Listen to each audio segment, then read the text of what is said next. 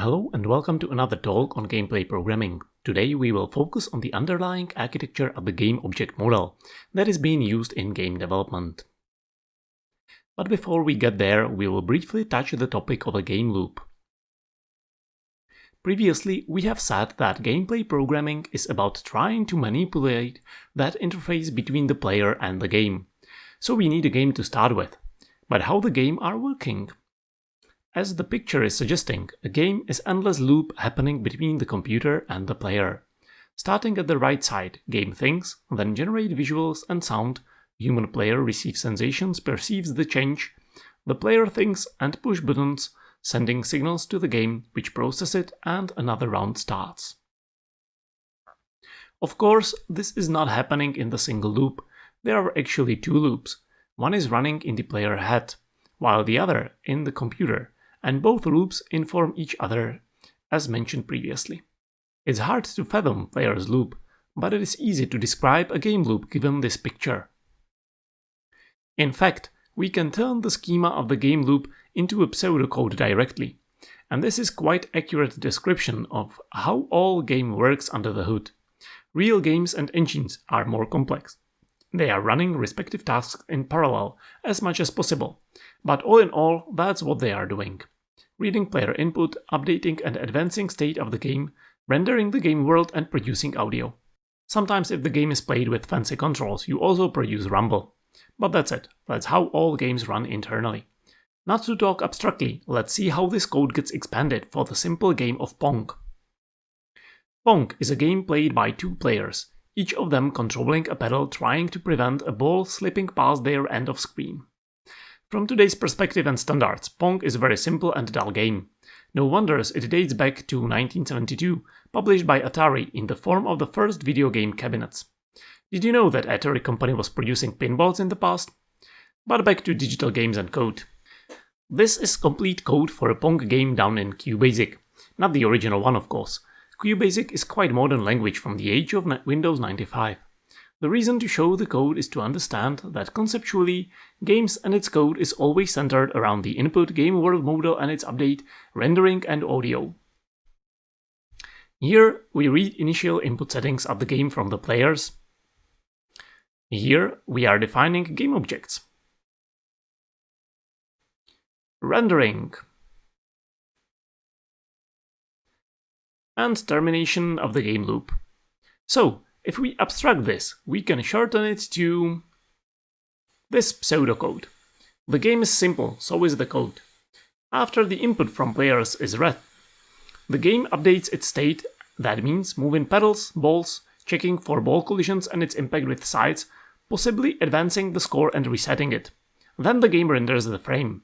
We're omitting audio here to keep things tidy. If we look on modern games like Kingdom Come Deliverance by Warhol Studios, they are much more complex, both in the number and the diversity of game objects, as well as the systems that are cooperating on the game world update. Just to name a few: rendering and audio systems, animation and physics systems, AI system, particle and camera systems, all taking part in the update as well as creating the game world. As there are hundreds, even thousands of objects in contemporary games, there is no wonder the industry has more or less converged to a common model how to describe the game world. So having the notion of systems empowering today's games, we might try to see the Pong game code through that prism, in order to shed some light on the evolution of the game model and the game code. So here we have something like an input system. Moving pedals and the ball can be seen as an animation system. Collision detection is part of the physics system nowadays. And rendering is handled by the rendering system. The rest is gameplay logic that makes the Pong game. Let's try to abstract the game objects out of the Pong code. But before we do that, let's ponder for a while why we seek a common architecture for a game model. That's because we want to honor the DRY principle, that is, do not repeat yourself. We want to have those systems running contemporary games, done in a generic way, so we can reuse them between projects. Moreover, there are game designers and scripters involved in the game development process that need to interact with those systems when they are creating game objects.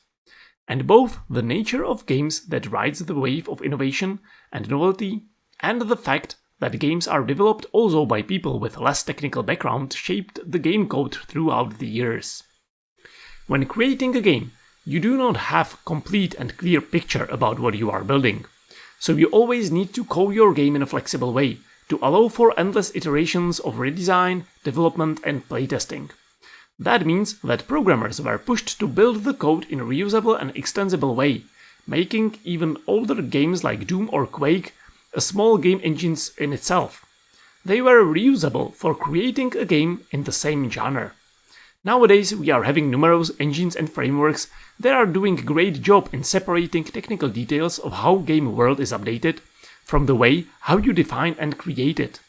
So the question is, what would we need to do in order to move the Pong code more to the right of this axis of generality? If we see this code as an architecture, we need to conclude not much else can be built with this, if we do not edit the code directly. We need to abstract game objects in a way they could be manipulated by different systems at once. As Pong is simple, we need to think only about the ball and pedals most of the time, if we ignore the scoring.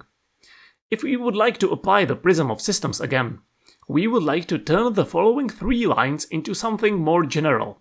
The code is moving and colliding the pedals and the ball, which means we need to do some animations and collisions which are part of the physics system today. Simply put, we do not want to write the animation and collision code ourselves. We would like to define the ball and pedals the way they can be updated by the animation and the physics systems again.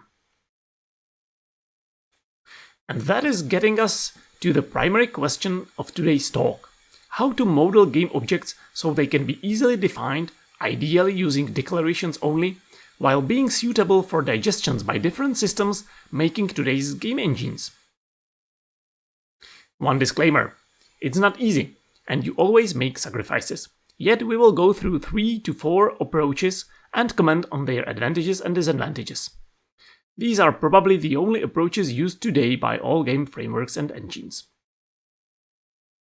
We start naturally with object-oriented approach. After all, each game object seems to be well defined, should be easily self-contained, could offer API how to manipulate it, and so on and so forth. So one thing to begin with is to leverage inheritance of OOP languages. So we know we want to have some kind of common game object. And there should be animation system and physics system. Both animation system and physics system should be pluggable, meaning we will be defining game objects that will expose API to those systems, so those systems can work with them. Those APIs would be quite complex, so it would be tedious to require people from re-implementing them every time. So let's have some abstract objects that will serve as their basis. But that's a trap. Our ball needs to be both animated and physical, and so we arrive to the dreaded diamond situation, and we're trying to model a situation for 2 systems only. Unfortunately, if we would like to stick with inheritance, we will find out that the diamond problem will be constantly reappearing. Let's say you're creating average fantasy RPG, so we have ground horses and birds, but not only. So you also create base classes for creatures moving on the ground, working like with navmesh, and ground steering, and winged creatures, working with voxel-based navigation in air, etc. All good. The question is how Pegasus then fits in. Again, the diamond problem. And this problem of is-a hierarchy keeps reappearing. Like in some dating simulator game, where you have charming and clever persons full of specific stats and behaviors. And suddenly, you have to represent a Matfis student. Now you might think, composition over inheritance, man. Well, yes. Maybe no. It depends. It depends on how you apply this principle. Funnily enough, this is UML class diagram from Wikipedia that claims to be an example of composition over inheritance. Let's break this down. We are trying to implement a duck that should be able to quack and fly at the same time. though we are not sure how exactly it will be flying or performing the quacking, and so we would like to leave this open to modifications. So we not only create a duck, but also an interface for flying and quacking. This way, we can have different behaviors for those, and during runtime we can assemble duck according to runtime needs. All good? You hand your game object model for the duck to your team, and guess what happens on the next day? Next day, the game designer storms into your office screaming, "All rubber ducks must get rocket launchers, and we need handicapped ducks that cannot swim." Well, is your game object model supporting this idea? No. Extensibility and reusability shattered by craziness of games. Simply, game design can change anytime during the development and quite abruptly, so we need different approach than hardwiring things. To conclude, this example, even though it shows one approach to composition over inheritance, is not enough. We need to do better. Better approach, that is suitable even for statically typed languages, is based on components, not to be confused with UML components.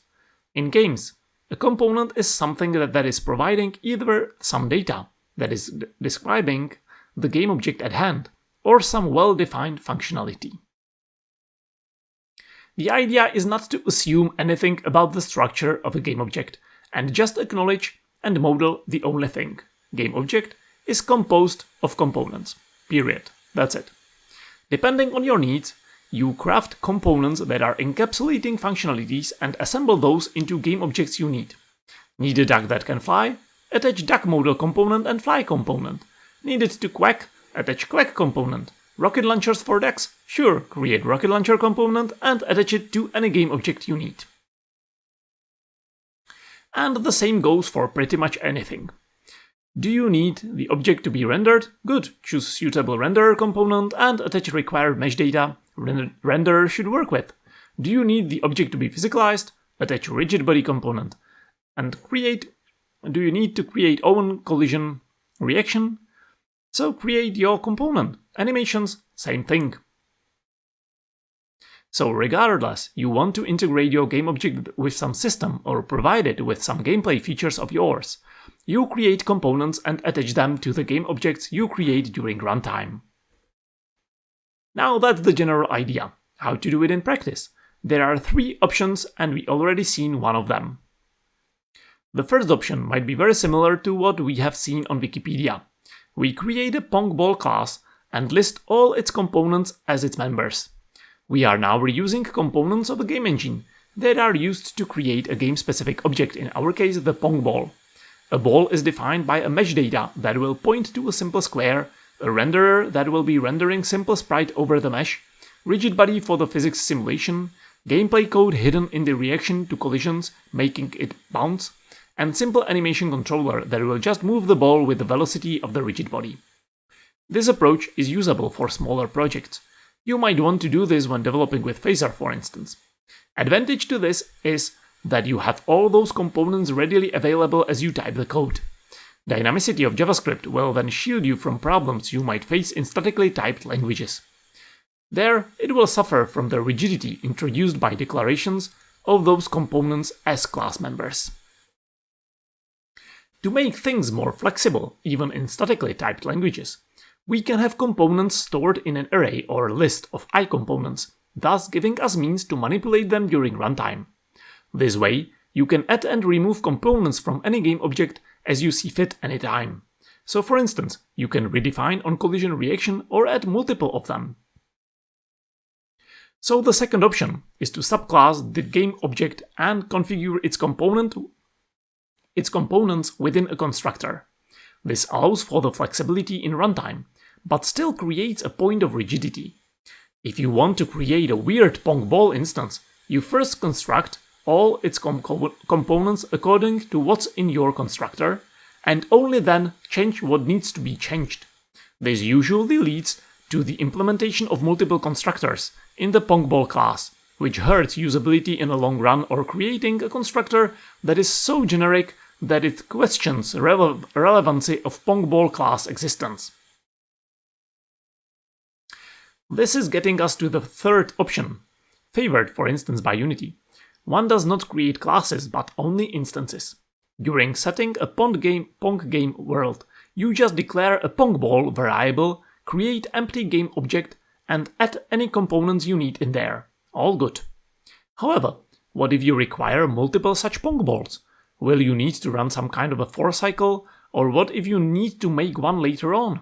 You might think of creating a factory method that creates new instances, but there is more practical option to it, and that is cloning. This resembles an idea from prototype-based languages. Do not create classes. Create and configure instances you can then clone to receive new ones. So, you will require your components to be clonable, and because GameObject is just a list of components, it is easy to clone it as well. Therefore, once you create Pongball GameObject instance, you can clone it to receive a new instance of it, an idea we have previously seen in prototype-based languages. If you know Unity, then you know this trick under the term prefabs. In Unity, once you set up your GameObject within an editor, you can turn it into a prefab, which is nothing else than an instance turned into a named prototype that can be then easily instantiated anywhere in the game. So, we know how individual game objects are modeled, but how about a rich scene that is composed of multiple objects? When designing game worlds, it is very practical to group objects that should be moved together depend on each other, thus creating a tree hierarchy of them. Like a soldier on a horse, or logs that consists of multiple log piles, or forest that is composed of various trees. Once parented, they can be easily translated, rotated, or even scaled together as children objects will use parent model matrices. Such hierarchies can be quite deep, like for instance for animations of bipedal characters, where we have bones attached to each other forming a skeleton. Luckily, this is easy to handle in our component-based approach to game objects. We just create another component, let's name it transform, for instance, and have it contain values for its local positions, rotations, and scale. We write local, because transforms can be parented. That is, one transform can have 0 to many game objects, and each transform can have at maximum one game object as parent. During runtime, when we will need to know global position or rotation or scale of the game object the transform is attached to, we will need to traverse all parents up to the root in order to compute global values. With respect to the computation of those global stuff, it is more practical to have transforms be parented by transforms only. This is for instance the Unity way. And in fact, as almost all game objects need to be positioned within the game world, one usually requires all game objects to have a transform. Finally, there is a way how to avoid game object class completely. Sounds like madness? Yes, from OOP perspective, that's blasphemy. From the perspective of performance, it may be necessity, depending on how many objects you need to handle per frame. This approach to modeling the game world is called Entity Component System. It is relatively new, and people is arguing about what all should an approach be made of or include. But in its heart, the idea is pretty simple. But before we describe what Entity Component System is, let's have a detour. A check on the performance of our object-oriented component-based game model. Let's say we have a Pong ball, many Pong balls, and many pedals and walls, a breakout clone, basically. What the game frame will look like. That's the game code for the Pong game we started with, what it will look like with dedicated subsystems. As we already know that we can hide all the functionalities in components, the Pong game loop will now be free of any Pong-specific code. This loop can now be used for driving many games, not just Pong. All good, but what implications an OOP component-based game object model have on the performance? In OOP world, we tend to think about objects like this, nicely encapsulating its components. One game object next to each other, having their own components in them. But in the memory, different objects will be of different sizes, and they will be just referencing each other, and their data will be spread throughout the memory. depending on the memory allocation strategy your game engine or framework will employ and the sequence of constructions and destructions of your objects. So, when for instance rendering system will be doing its stuff with renderers, it will work with data all over the memory. Of course, reality is a bit different and it depends on the implementation and optimizations you employ, but you should get the idea. That this implies a lot of cache misses at the side of CPU. Based on some rough calculations, main memory reference is about 25 times slower than L2 cache reference, and that's quite a lot. We're wasting performance here. What to do about that? Well, we need to change the way how we model our game objects. Instead of having renderer component as objects that are all around the memory, we need to layout them sequentially in the memory, and that means structs and arrays. By turning a component into a struct-like, for instance in C#, we are able to force the compiler to allocate an array of components which are sequentially stored within the memory. Interestingly, nothing changes in the game loop for the rendering system. We can still iterate over renderers and do their job one by one. But this time, data are stored sequentially in the memory, allowing for much faster execution of the for loop. Reality is a bit more complicated again, but I hope you get the idea. So in the end, we need to get rid of the game object completely, and its components needs to be stored within the systems directly. In entity component systems, a game object is identified typically by ID or set of IDs that usually matches their components in arrays of respective systems. So we still see game objects as something to be made of components, but for performance reasons we keep those components stored within arrays of respective systems. So when those systems update, they can do it fast. It is also easy to parallelize the computation or jobify it and run all those systems in parallel. And that's it. Thanks for watching, and don't be afraid of game object murder anymore.